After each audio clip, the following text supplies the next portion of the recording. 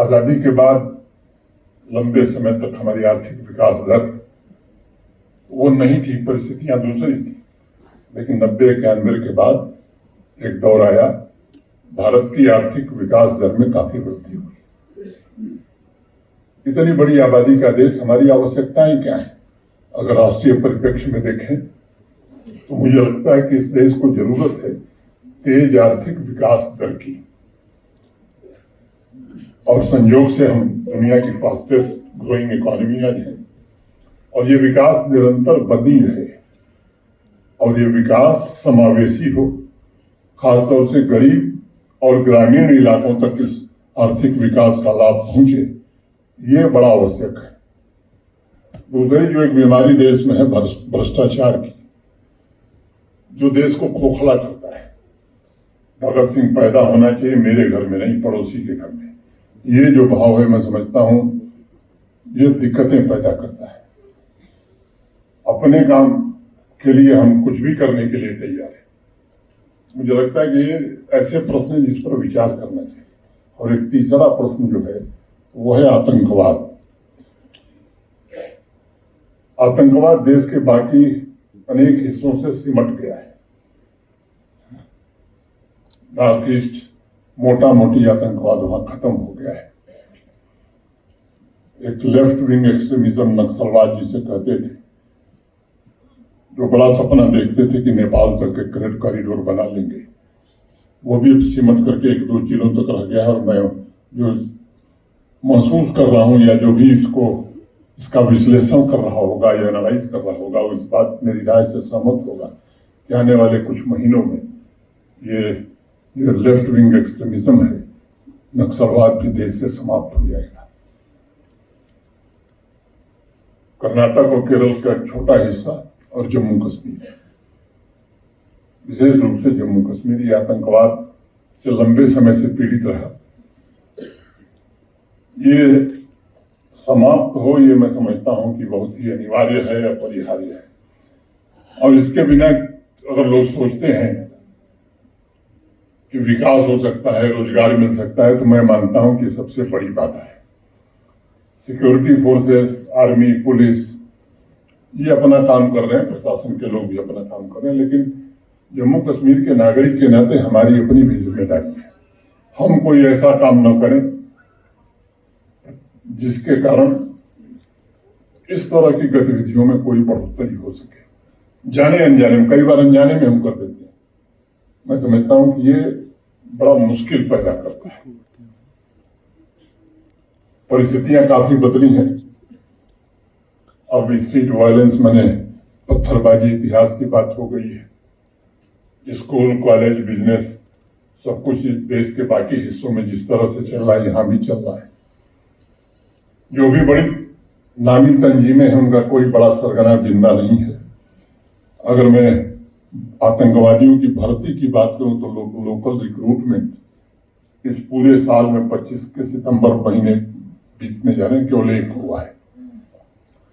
अनेक पैरामीटर्स हैं जिन पर काफी हद तक सफलता मिली, लेकिन दुर्भाग्य से हम एक ऐसा पड़ोसी पा गए हैं, एक ऐसा पड़ोसी है जिसके पेट में बराबर दर्द होता है। कोई भी परिवार में बंटवारा होता है तो बंटवारे के बाद हर आदमी कोशिश करता है कि हम अपना घर बनाएं, अपने घर में कैसे समृद्धि आवे, इसकी कोशिश करें। 47 में बंटवारा हुआ, आजादी मिली, पाकिस्तान बना, और बंटवारे के तुरंत बाद अपना घर संभालने की बजाय उसने देश पर, जम्मू कश्मीर पर आक्रमण कर दिया। 4 प्रत्यक्ष युद्ध वो लड़ चुका है और युद्ध में हार चुका है। और ये बात उन लोगों को समझ में आ गया कि प्रत्यक्ष युद्ध में भारत से कभी जीत नहीं सकते, और इसलिए अप्रत्यक्ष युद्ध, और वो भी लोगों को रेडिकलाइज करके, गुमराह करके, अनेक जवान, पता नहीं कितने लोग, कितनी माताएं बेवा हो गई, कितनी बहनों के रात का सिंदूर मिट गया।